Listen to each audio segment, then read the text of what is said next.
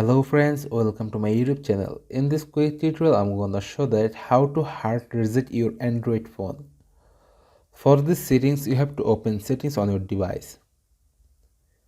Then you have to search here factory.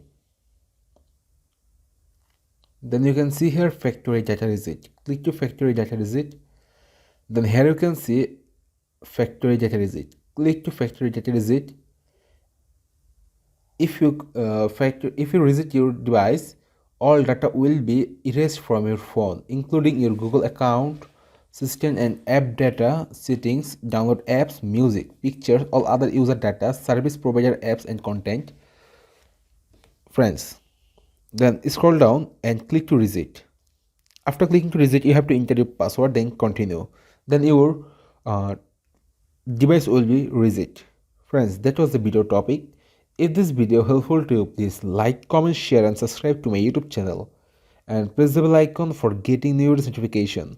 I will come with another new exciting video. Till then, take care. Bye bye my dear friends.